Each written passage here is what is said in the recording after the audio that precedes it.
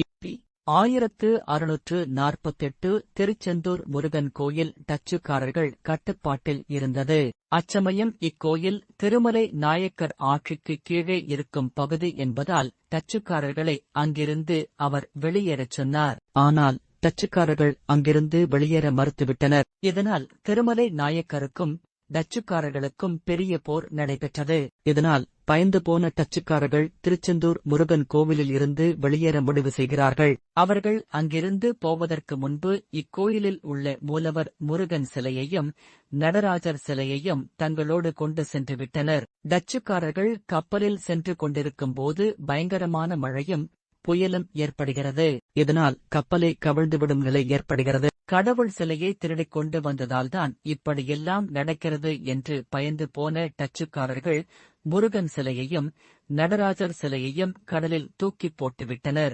சிலையை கடலில் போட்ட அடுத்த நிமிடம் மழையும் புயலும் நின்றுவிட்டது. பிறகு டச்சுக்காரர்கள் கப்பலில் தங்கள் நாடு நோக்கிச் சென்று விடுகின்றனர். சில வருடங்களுக்குப் பிறகு திருமலை நாயக்கருடைய பிரதிநிதியான வடமலையப்பன் பிள்ளையின் கனவில் தோன்றிய முருகன் தன்னுடைய சிலை கடலுக்குள் இருப்பதாகவும் அதற்கு மேல் ஒரு எலுமிச்சை பழம் மிதப்பதாகவும் அதற்கு மேல் வானத்தில் கருடன் வட்டமிடுவதாகவும் கூறினார். வடமலையப்பன் உள்ளூர் மக்களுடன் கடலுக்குச் செல்கிறார். அங்கே கடலில் எலுமிச்சை பழம் மிதப்பதையும் அதற்கு மேல் வானில் கருடன் வட்டமிடுவதையும் கண்டு அங்கேதான் முருகப்பெருமானின் சிலை இருப்பதாக கூறி அங்கே குதித்து தேடச் செல்கிறார். கடலில் குதித்தவர்கள் முருகன் நடராஜர் சிலைகளை கடலில் இருந்து மேலே கொண்டு வந்து படகில் ஏற்றிச் சென்றனர். பல வருடங்கள் முருகப்பெருமானின் சிலை கடலில் இருந்ததால் ஒப்புத்தன்மையால் சிலையில் அரிப்பு ஏற்பட்டு அதனால் உருவான சேதத்தை இன்றும் சிலையில் காணலாம். கி.பி. 1653 ஆண்டில் நடராஜர் சிலையும்